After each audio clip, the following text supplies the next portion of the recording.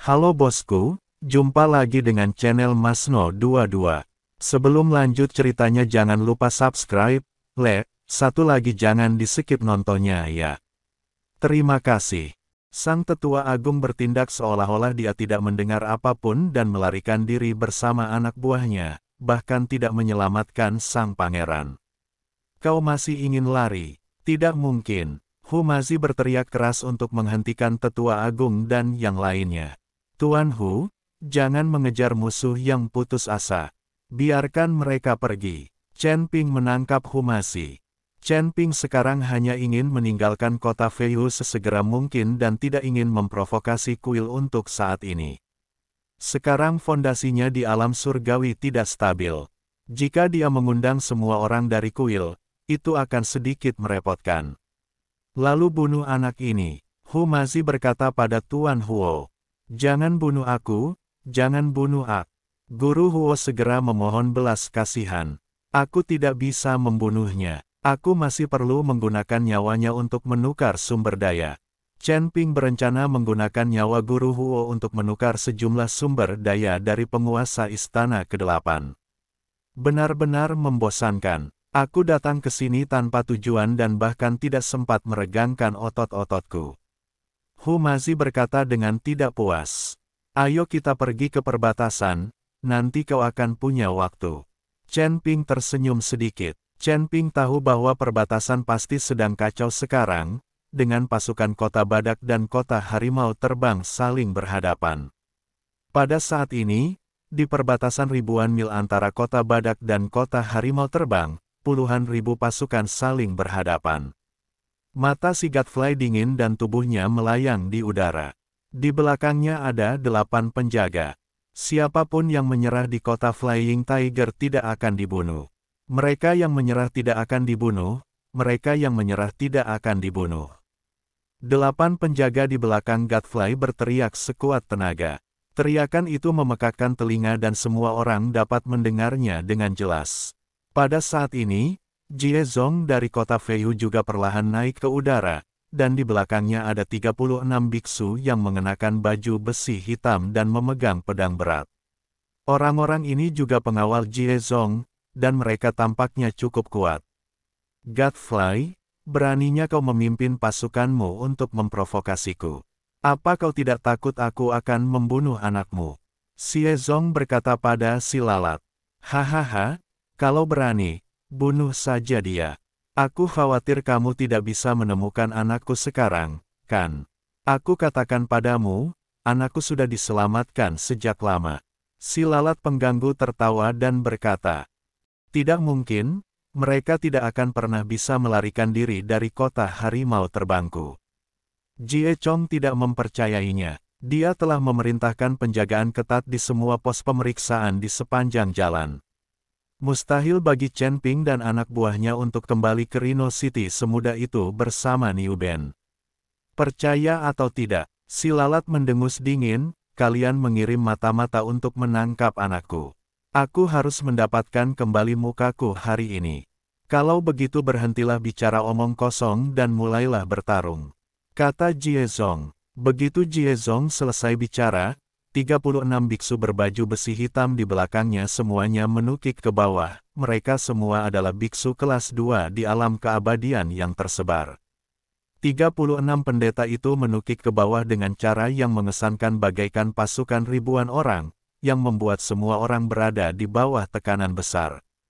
Melihat hal ini, si lalat Godfly berteriak, 8 pelindung Dharmal.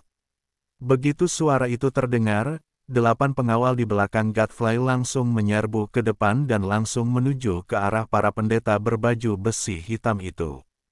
Meskipun Godfly hanya memiliki 8 penjaga melawan 36 pendeta berbaju besi hitam dari kota harimau terbang, momentum mereka tidak kalah. Xie Zong tampak santai dan puas diri, tetapi si Godfly menampakkan ekspresi khawatir di wajahnya. Si lalat Godfly tidak yakin apakah ke-8 pengawalnya dapat mengalahkan 36 lawan. Di masa lalu, kota Feihu tidak terlalu kuat, tetapi akhir-akhir ini kekuatannya telah tumbuh pesat. telah menjarah sumber daya di mana-mana dan bahkan merampas banyak budak dan sumber daya dari benua Changsuan. Benar saja, setelah pertarungan, kedelapan penjaga kota Badak dengan cepat berada pada posisi yang kurang menguntungkan. Meskipun 8 penjaga kota Badak juga sangat kuat, mereka masih agak lemah dibandingkan dengan 36 pembudidaya kota harimau terbang. Lagi pula, kita sangat tertinggal dalam hal jumlah. Ketika si Godfly melihat hal ini, raut wajahnya menjadi semakin jelek. Bagaimana kalau kita mencobanya bersama? Xie Zong berkata dengan ekspresi bangga di wajahnya. Ayo kita coba. Walaupun Godfly tidak ingin bertarung, dia hanya bisa mengalihkan perhatian Xie Zong saat ini untuk menciptakan kesempatan bagi Chen Ping dan yang lainnya untuk melarikan diri. Tak lama kemudian, Godfly bertabrakan dengan Xie Zong. Pada saat yang sama, Xie Zong berteriak, serang. Ledakan-ledakan, puluhan ribu prajurit dari kota Flying Tiger berbaris maju. Bunuh mereka semua. Melihat hal itu, si lalat Godfly pun tahu bahwa hari ini adalah pertarungan hidup dan mati, maka ia pun berteriak dengan marah. Puluhan ribu prajurit kota Badak juga bergegas keluar. Kedua belah pihak langsung terlibat dalam perkelahian. Angin kencang menerbangkan pasir dan kerikil di ribuan mil perbatasan, membuat langit yang sudah redup menjadi semakin kacau. Matahari terbenam diwarnai warna ungu gelap yang menakutkan oleh asap senjata, seperti mata yang berdarah, tak berdaya menatap api penyucian di bumi ini. Gulma kuning yang layu itu telah lama diinjak-injak menjadi lumpur oleh kuku besi, bercampur dengan darah merah tua, membentuk urat-urat yang mengerikan di tanah berlumpur. Di bawah langit dengan awan merah darah bergulir, pasukan Rhino City dan Flying Tiger City bertabrakan seperti dua aliran air deras. 300 kaki di langit, Xie Zong menjentikkan jarinya dan 36 pedang hitam berat tiba-tiba melayang di udara. Cahaya redup yang keluar dari badan pedang terjalin menjadi serangkaian simbol misterius. Dalam sekejap, udara dalam radius 10 mil berputar aneh dan berubah menjadi bilah-bilah udara tajam yang tak terhitung jumlahnya, mencekik perkemahan Rhino City. Di antara 8 penjaga kota Badak, tetua Xuanbing yang berambut seputih salju adalah yang pertama bereaksi. Dia melambaikan lengan bajunya dan embun beku yang menggigit menyebar dari bawah kakinya. Dalam sekejap mata, 1000 lapisan penghalang kristal es mengembun di tanah. Bila udara itu menghantam permukaan es, menimbulkan suara gemuruh yang memekakkan telinga dan kristal-kristal es beterbangan di mana-mana, bagaikan galaksi yang runtuh. Namun, para biksu kota Feihu segera menggunakan hujan api Netherworld dan api hitam pekat dengan ekor panjang membelah langit. Kemanapun mereka pergi, esnya mencair seketika dan asap putih mengepul. Bentuk formasi. Para master formasi Rhino City meraung serempak, ratusan kultivator membentuk segel dengan tangan mereka, dan pola formasi emas besar muncul di bawah kaki mereka. Tiba-tiba, seberkas cahaya keemasan melesat ke langit dan berubah menjadi perisai emas, menghalangi sebagian besar hujan api Netherworld. Tetapi masih saja ada api sporadis yang menembus pertahanan dan jatuh di antara prajurit kota Badak, seketika membakar beberapa pendeta menjadi abu, hanya menyisakan puing-puing hangus di tanah. Pada saat yang sama, prajurit kota Feihu meluncurkan formasi pencekikan ular piton hitam. Puluhan biksu membentuk segel dengan tangan mereka, dan tiba-tiba ular piton hitam yang tak terhitung jumlahnya melompat keluar dari tanah, membuka mulut mereka yang berdarah dan menerkam ke arah prajurit kota Badak. Para pendeta di kota Badak merapal mantra untuk melawan. Beberapa di antara mereka memanggil badai untuk menerbangkan ular piton raksasa itu kemana-mana. Beberapa di antara mereka mengumpulkan guntur dan menyerang ular piton raksasa itu dengan ganas. Untuk sesaat, cahaya mantra dan bayangan gelap ular piton raksasa saling terkait, dan seluruh medan perang tampaknya telah berubah menjadi tungku raksasa, dengan energi panas mengamuk di mana-mana. Di langit di atas pusat medan perang, konfrontasi antara Godfly dan Xie Zong menjadi semakin sengit. Aura iblis yang gelap menyelimuti Xie Zong, dan dia berubah wujud menjadi bayangan serigala iblis setinggi 100 kaki, membuka mulutnya yang berdarah dan menggigit lalat pengganggu itu. Kau benar-benar menggunakan sihir untuk meningkatkan kultivasimu. Sang lalat Godfly tampak hikmat, dan bayangan seekor banteng dewa berwarna emas muncul di belakangnya.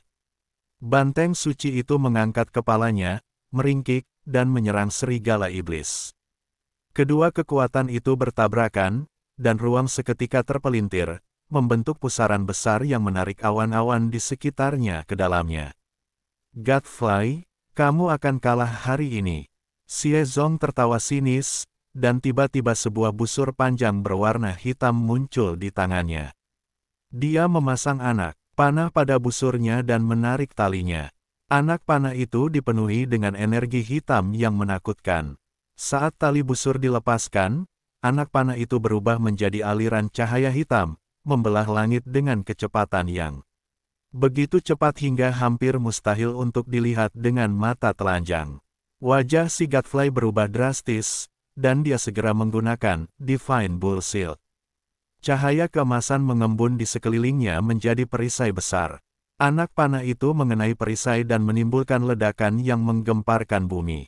Cahaya keemasan dan energi hitam bertabrakan satu sama lain, dan akibatnya melanda bagaikan badai. Para pendeta di bawah terpental kemana-mana, dan banyak pendeta yang lebih lemah langsung tersapu ke udara, tanpa diketahui hidup dan matinya. Di sisi lain, pertarungan antara 8 penjaga kota badak dan 36 biksu berbaju besi hitam dari kota harimau terbang juga telah memasuki tahap yang sangat panas. Meskipun ke-8 penjaga itu sangat kuat, mereka lambat laun tidak mampu lagi menghadapi banyaknya lawan yang kuat. Sang pelindung pedang darah mengacungkan pedang berwarna merah darah, menyerbu ke kiri dan kanan di antara kelompok musuh.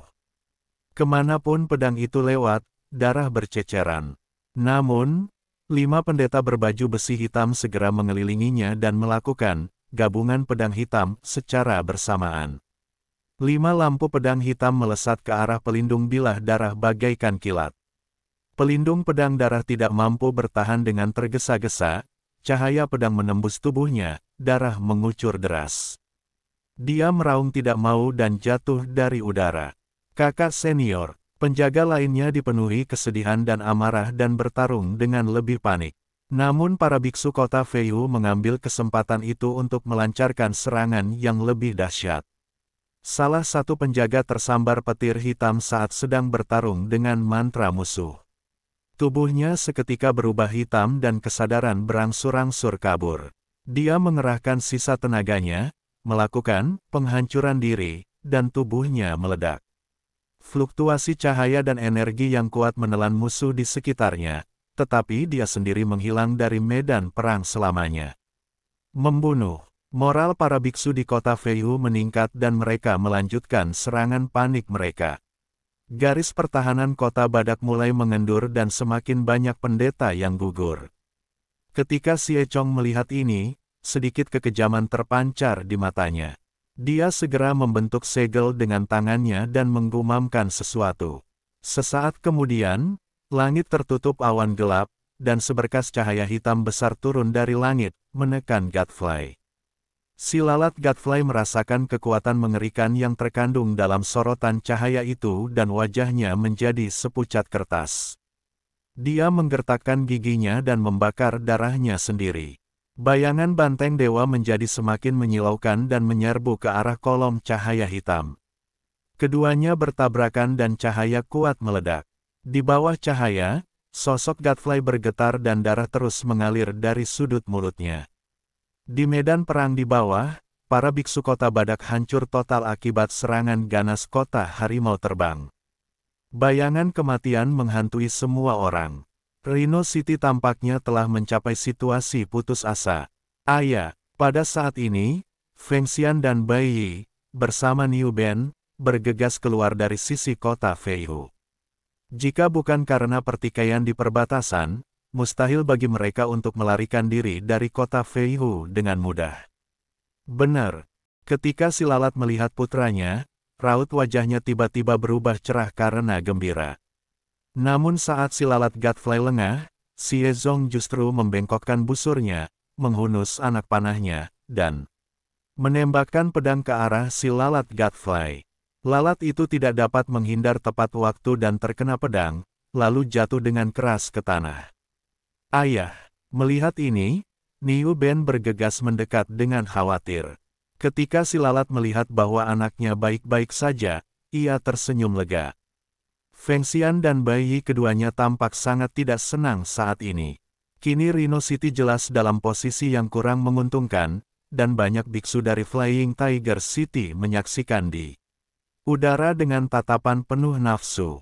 Ada kerumunan besar tentara di darat. Sekalipun mereka berdua menawarkan bantuan, itu hanya setetes air dalam lautan dan tidak ada gunanya. Saya harap kalian berdua bisa mengirim Niu Ben kembali ke kota. Saya akan mengurusnya di sini. Meskipun si Godfly terluka, dia tidak mati, jadi dia berbicara kepada Feng Xian dan Bai Yi. Tuan Kota Niu, bisakah kamu melakukannya? Bai Yi berkata dengan khawatir. Bagaimana kalau kita bantu kamu sebentar, dan saat kakak datang, semuanya akan lebih mudah. Lalu kita bisa membunuh orang-orang dari kota Flying Tiger itu. Kata si gila abadi kepada si lalat. Kekuatan Chen Ping saat ini jauh melebihi mereka. Selama dia dapat membunuh Jie Zong dan 36 biksu berbaju besi hitam, kota Feiyu tidak akan memiliki pemimpin dan akan dikalahkan serta mundur. Bukankah kamu bersama saudaramu? Tanya si lalat. Seseorang mengejar kita. Menantu laki-lakiku mengikuti Tuan Hu untuk menghalangi para pengejar. Kalau tidak, kita tidak akan bisa lolos dengan mudah. Bai Yi menjelaskan.